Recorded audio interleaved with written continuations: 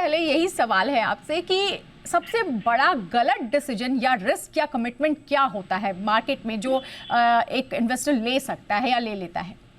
अनीता जी, good afternoon. देखिए, सबसे बड़ा रिस्क या कमिटमेंट से रिलेटेड रिस्क मार्केट में एक ही है, वो है ओवर कमिटमेंट।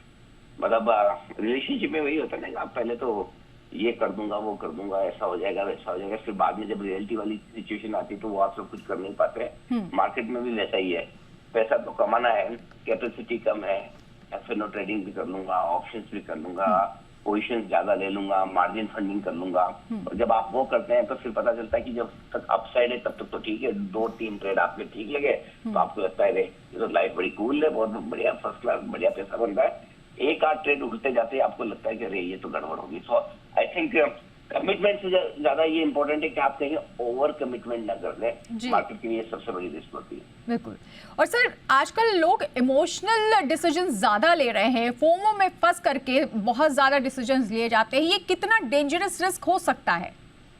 देखिए, ये प्रॉब्लम मार्केट में इन्वेस्टिंग में आज की नहीं है, जब से मार्केट है तब से है और ये हमेशा रहेगी। कि किसकी इच्छा नहीं होती कि जल्दी से पैसा बनाए, ज्यादा पैसा बनाए, बिना या कम मेहनत के पैसा बनाए। हर आदमी चाहता है और यही चाहत उन्हें लगता है कि मार्केट में भी काम आएगी, चाहे वो रिलेशनशिप हो, चाहे मार्केट हो।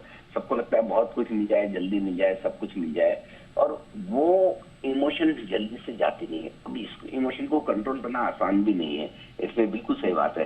सो पॉइंट सिंपल सा ये है कि अगर सिर्फ ये कि मेरे पड़ोसी ने, मेरे दोस्त ने, मेरे किसी कलीग ने बहुत मार्केट में पैसा लगा लिया है इसलिए मैं भी लगाऊं, आप उसकी फाइनेंशियल सिचुएशन, उसकी रिस्क लेने की एपेटाइट और उसका इन्वेस्टमेंट होराइजन, उसकी जरूरतें अलग होंगी, आपकी अलग होंगी।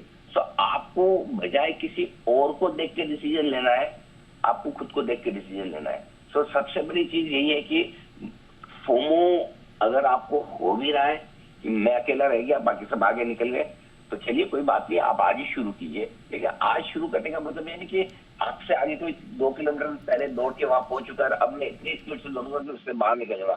आप अपनी से देखिए, अपनी स्पीड देखिए।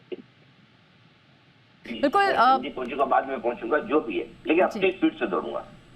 मार्केट में अगर हम इमोशंस की बात करें तो क्या ये लॉयल्टी जो होती है, ये लायबिलिटी ज्यादा मानी जाती है? लाइफ में इमोशन नहीं है तो फिर लाइफ ही क्या है? इन्वेस्टिंग में इमोशन नहीं है तो फिर इन्वेस्टिंग ही क्या है? वो तो रहेंगी। जिंदगी में हर रोज, हर वक्त, हर मोमेंट आपके इमोशन होते हैं, अच्छे खराब, बुरे भले, कम ज्यादा। सो आई थिंक बट आपको खाली ये इमोशंस को कंट्रोल करना है कि मेरे एक्शन उसका इम्पैक्ट ना पाए। इमोशन आप कई बार आपको पता है ना कि जब हमें कहा जाता है कि मेडिटेशन करो, खुद आप में विचार नहीं आने चाहिए, विचार शून्य हो जाओ, तो है ना, जब ऐसा कोई बोलता है तभी सबसे ज्यादा विचार आते हैं। वो तो आएंगे, लेकिन विचारों से डाइवर्ट होकर आपको वापस किस तरह से आप जिस काम को कर रहे हैं वहां फोकस करना है। सिमिलरली इन्वेस्टिंग में भी आपके पास हमेशा आएगा, और ये आज ट्रम्प ने ये बोल दिया, अरे कल तो ईरान पे बम गिरने वाला है, परसों ये हो जाने वाला है, मैं तो सारा बेच देता हूँ। ये सब चीजें आपके मन में आएगी, फिर आएगी ही।